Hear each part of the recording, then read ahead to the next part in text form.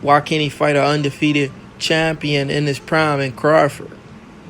We want to see undefeated versus undefeated champion. We don't want to see Errol Spence fighting guys that's already... He fought Kell Brook, but Kell Brook wasn't an undefeated champion. He had already taken a loss. When a guy take a loss, he's not the same fighter no more. He fought Lamont Peterson. Lamont Peterson has already taken a few losses. Lamont Peterson is 37 years old. So that's not a good fight. He's fighting guys that's already tasted defeat. Carlos Ocampo never fought anybody in the U.S. His first time fighting in the U.S. and he fights Errol Spence. Complete miss. Now he's fighting Shawn Porter. The only undefeated champion he fought was Mikey Garcia. Errol Spence need to fight more undefeated champion or bigger guys. I would rather see Errol Spence versus a guy like a Yordenis Ugas because they're the same size. Because every fight Errol Spence go into, he has the reach, he has the size, and he has that Olympic background. But if he fight a guy like Terrence Crawford, Crawford has the reach. Errol Spence, they may say Errol Spence have the size. Yes, he do. Because this is a guy who probably walks around at 180. So he definitely has the size. But the height advantage, he only taller than Crawford by an inch. And Crawford has the reach, so Crawford won't have to take chances. Crawford's the much faster fighter. He has the better footwork. He's the complete fighter. He does everything. And he switches stands. So how will Errol Spence fight a southpaw? Crawford goes southpaw on Errol Spence. What will Errol Spence do? Can Errol Spence Jr. fight southpaws? He think Crawford's going to come orthodox. Crawford switch up on him southpaw. How is he going to adjust to that? Crawford's faster, better footwork, better movement. He think better counterpuncher. Almost the same amount of power. I may give the edge to Errol Spence a little bit because, like I said, he walks around 190, so he may have the power. But who places their punches better? Crawford places his punches better. Now, I just gave you a few attributes. Crawford defeats Spence in all attributes except for relentlessness. Crawford's relentless. Who's going to gas first? Crawford ain't going to gas. Spence going to go to Crawford's body? How's Spence going to go to Crawford's body if he can't touch the man's body? You try to go to his body, he's going to counter you all night. You leave yourself exposed trying to go to a counterpuncher's body. He's going to take your head off. Crawford's not going to stand there and let Errol Spence go to his body. So when you guys talk boxing, you got to be specific. So Errol Spence and Al Heyman are feeding these midgets to Errol Spence. So Errol Spence is not really being tested. This is by far his biggest test to this day. He fought Kell Brook. Kell Brook was 70%, guys. 70%. Kell Brook was a one-eye fighter when he fought Errol Spence Jr. He was a one-eye fighter in the fight. But Shawn Porter isn't sounding too confident, man. If I wanted to bet for an upset, I don't see it. I would not bet on Shawn Porter. He doesn't sound too confident. There won't be no upset in this fight just because of the way Shawn Porter is acting. He's acting like he already knows he's going to lose the fight. He's just happy about getting paid. You could tell by guy body language.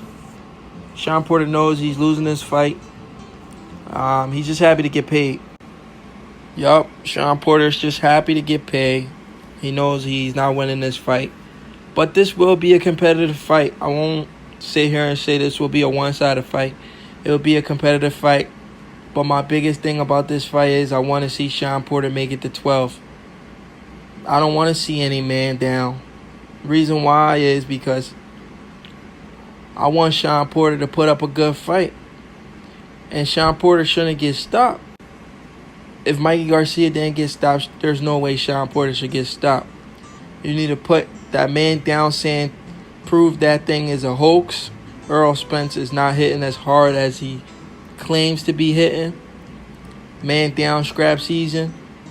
I never really understood why Errol Spence talk scrap season when he only has one belt in his entire career and he's almost 30 years old.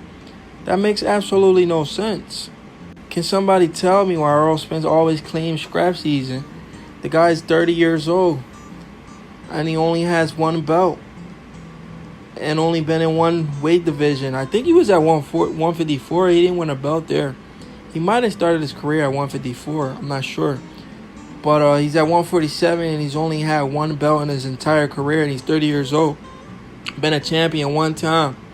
Hasn't beaten any undefeated champions yet in his weight. He beat Mikey Garcia, who was an undefeated champion, but Mikey Garcia is not a 147-pound fighter, so it's a shame for you to beat an undefeated fighter, but an undefeated fighter that's not in your weight class.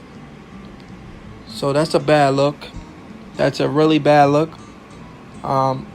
We can look at Errol Spence Jr. resume. Errol Spence Jr. has not been any undefeated champion. And that's a big part of boxing. A really big part of boxing. You have to beat an undefeated champion. Errol Spence hasn't been any undefeated champion in his weight class. Understand what I'm saying? He's beating former world champions, but none of them has been undefeated. Until he defeats an undefeated champion, he hasn't really been tested. He needs to fight an undefeated champion in his... Now, the guy that wants to fight him, been calling him out, Crawford. Crawford has beaten plenty of undefeated champions. Gamboa was an undefeated champion. Victor Posto was an undefeated champion. Julius Ndongo, an undefeated champion. Jose Benavidez, a former undefeated champion. Undefeated.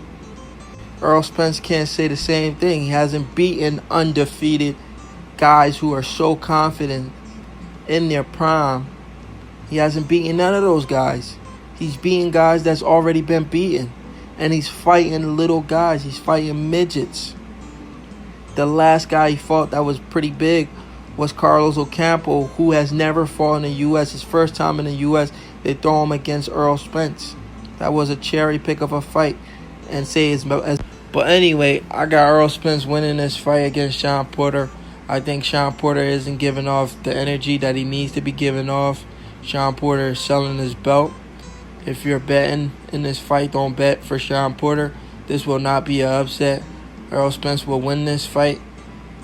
Errol Spence may win this fight by late knockout, or I see him winning by unanimous decision if Shawn Porter put up a good fight.